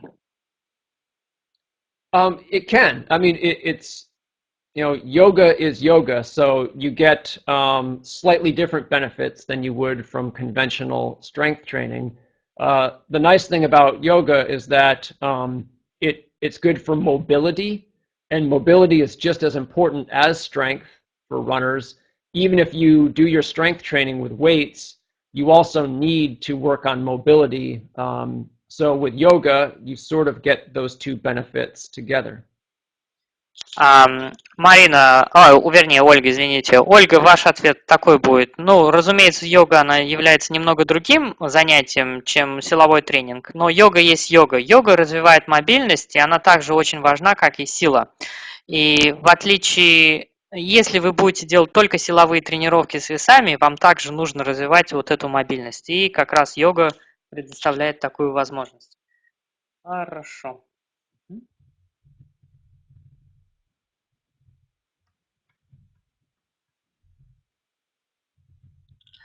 Victoria is asking, which heart rate is normal for moderate and low tempo, low pace? As for me, it's about 150, 160. Yes, that is typical. I mean, there's a lot of individual variation in heart rate responses to running. but those numbers are close to the mean for adults who are not very old.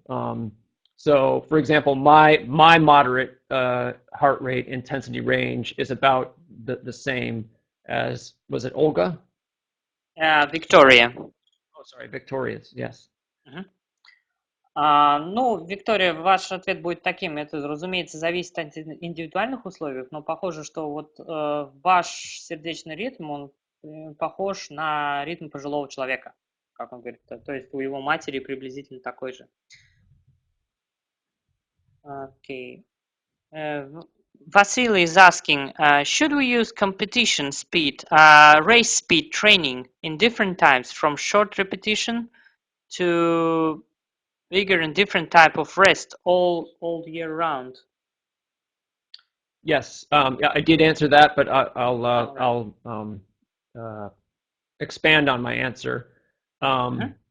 Yeah, I do believe in doing some high intensity training throughout the year, but there are times when the amount of high intensity training you do should be very, very minimal, because it is stressful. Sometimes it's just psychologically as well as physically beneficial to get away from, really challenging high intensity workouts that are not entirely pleasant. So, but if you go a long period of time without doing any high intensity running, then it's a lot more stressful to your body when you reintroduce that type of training. So always keeping your body in touch with that type of stress, even if it's at a very minimal level, is beneficial. Василий, вот Мэтт немного проясняет свой ответ, но если в течение года это вообще не выполнять никаких высокоинтенсивных тренировок, это тяжело. Но иногда бывает, что такие случаи, что это очень дает сильную усталость или психологически очень тяжело избавиться от этого. Но гораздо опаснее, когда вы вообще не выполняете никаких высокоинтервальных тренировок, потому что как только вы начнете их выполнять, то это будет очень тяжело для вас, и, соответственно, нужно всегда делать абсолютный минимум с этими высокоинтервальными тренировками. Окей.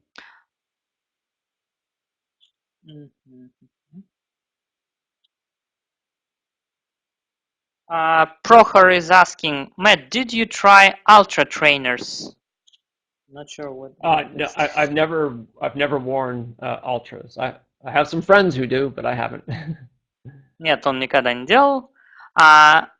Alexei is asking, Matt, which of your book contains information about the forming of the training plan? About the what training plan? Алексей, какой именно тренинг-план?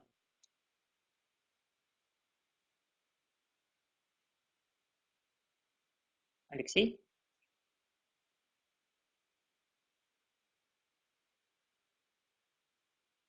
Which we're talking about here during this keynote. Do we have example in your book? Yeah, I mean, a lot of the information I included in this presentation can be found here in this book. Алексей, эта книга называется «Бег 80/20, 80/20 running». Я могу вам потом на Amazon скинуть ссылку, если вы на Фейсбуке меня найдете, Гани Султанов, и я поделюсь с вами информацией. Гани Султанов, найдите мне его. Хорошо. Окей.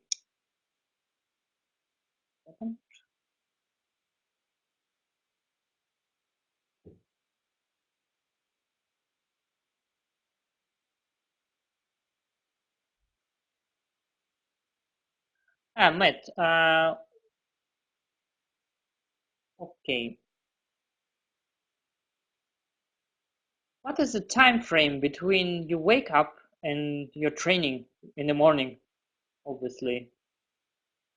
Yes, there are lots of runners who run immediately after waking up. I was recently in Kenya, spending time with runners there, and that's what they do.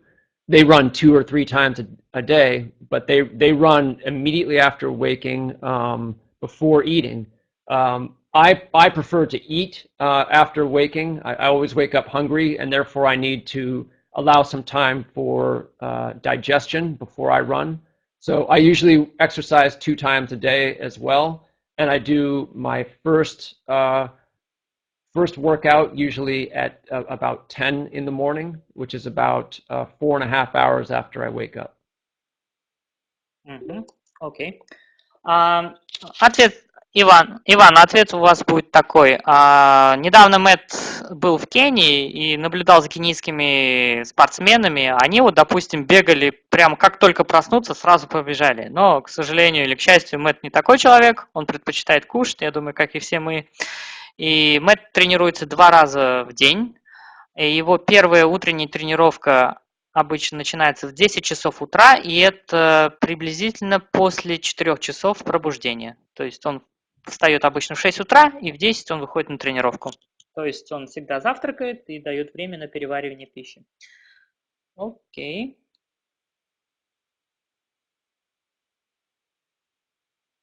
Прохор, хороший ответ у вас получился про травмы. Андрей, я думаю, это вопрос к администраторам, и это будет по имейлу сообщено насчет записи.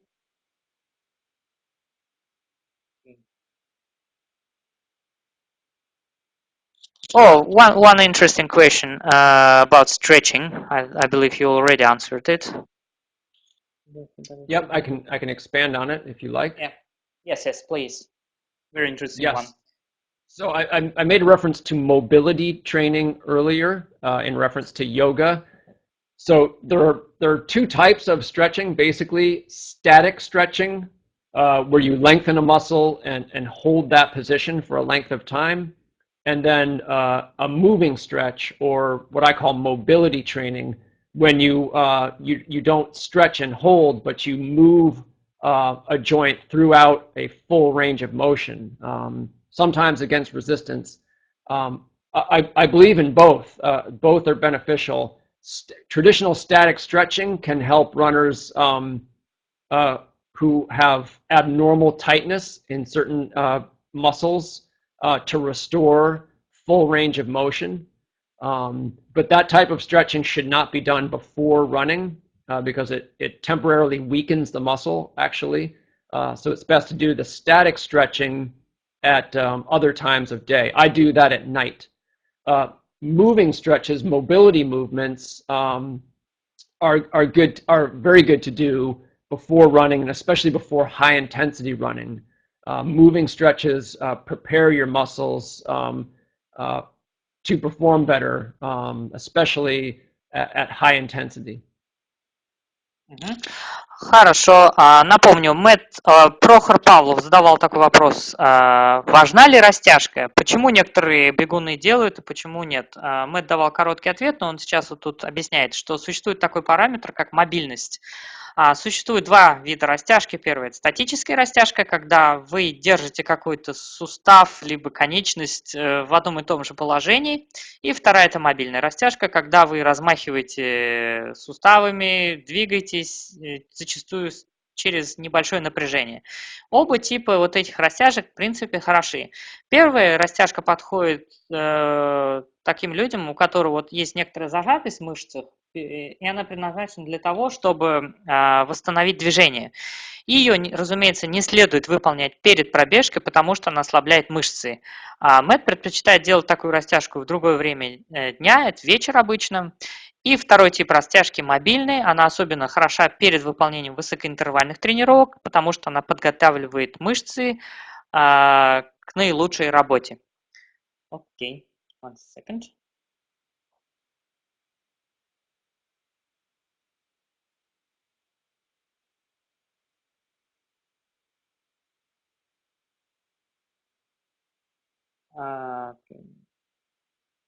Okay, there was obvious question from Ilya Ignatov.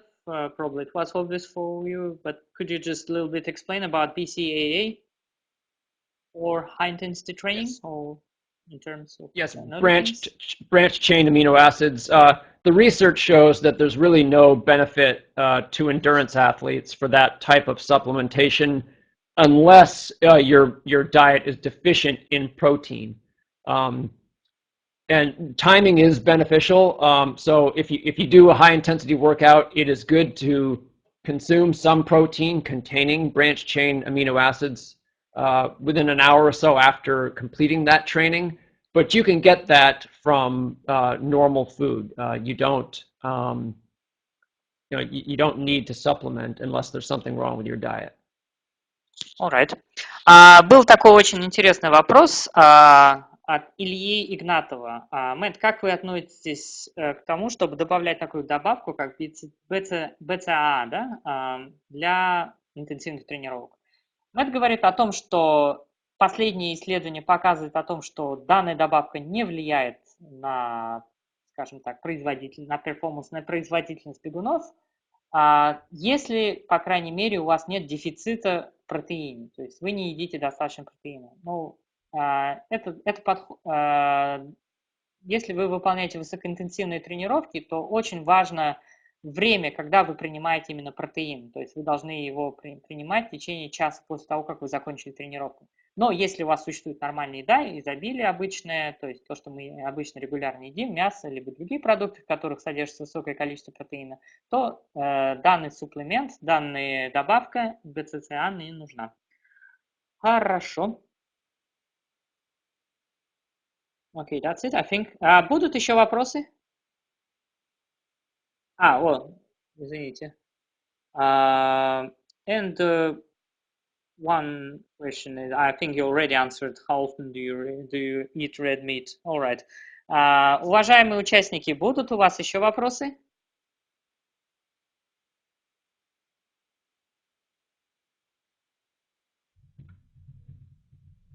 Okay, one important question, I think, from Victoria. Is it allowed to run with the problems with the spin?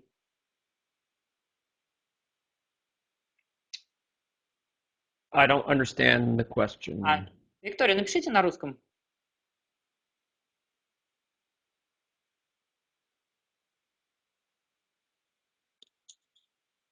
With the back. Is it okay to run with problems with the back? Pain is your guide. If you're able to run without pain or with no more than mild discomfort, then you're okay. But if you feel significant pain, then that's your body's way of telling you that you're hurting yourself. That doesn't mean you can't overcome it, but you may need to work with a physical therapist or just improve the situation with your back before you're prepared to run. Ну, Мэтт вначале говорил, что боль – это ваш индикатор.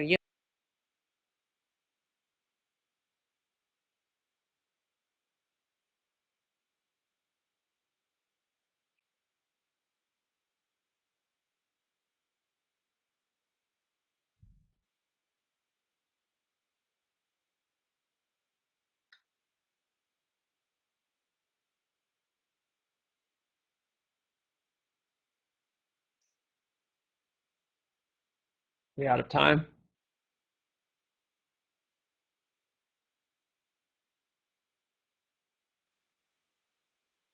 Okay, good. Right. Goodbye, everyone, and thank you. Okay.